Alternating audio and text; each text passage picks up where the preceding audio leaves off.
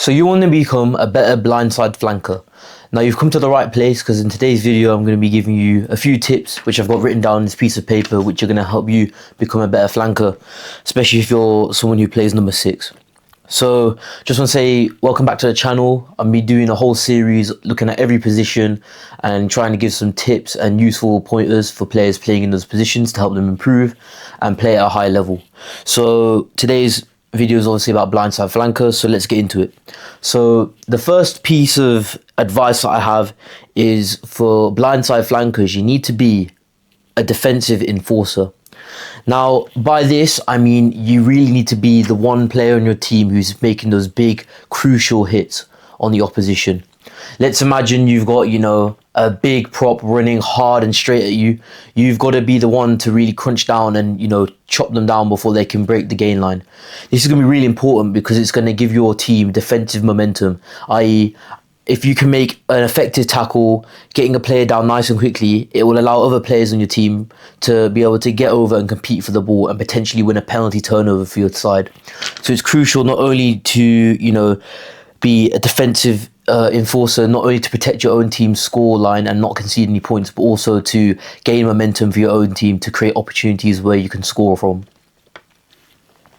The next is lineouts. Now obviously with lineouts you've got your 2 second rows who are going to be, you know, the main jumping options, which will obviously mean that your team has 2 solid lineout lifting options, but then over time the opposition might be able to easily read what's going on and predict where the ball's going based on where the second rows are.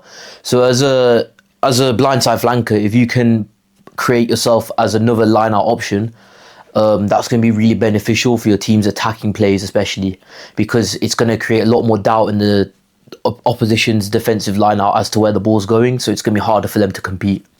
Now in terms of lineouts, you just need to make sure that you know all the calls. You need to make sure that your timing is good for your jumps, and you also need to make sure that you're using good communication just so you know what's going on and you can make sure that your team can creatively set up a nice attacking play off the set piece. Next, I want to talk about rucks, and more specifically the security within the rucks.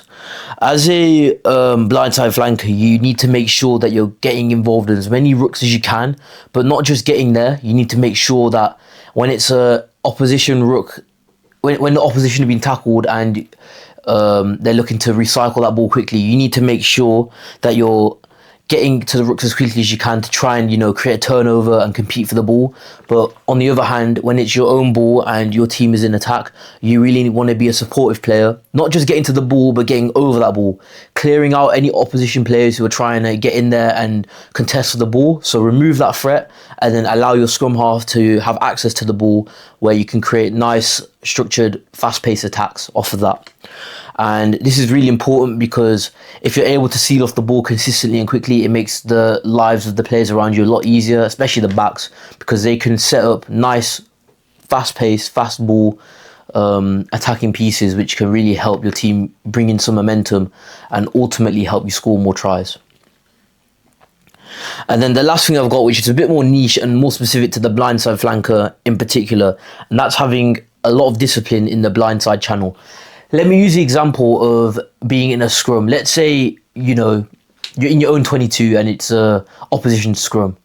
Now, it can be very easy for a blindside flanker, especially younger players, to get drawn in to follow the ball immediately into the open side field of play. Now, this is something that, as you get older, it will be something that well-experienced scrum halves and opposition players can exploit really well.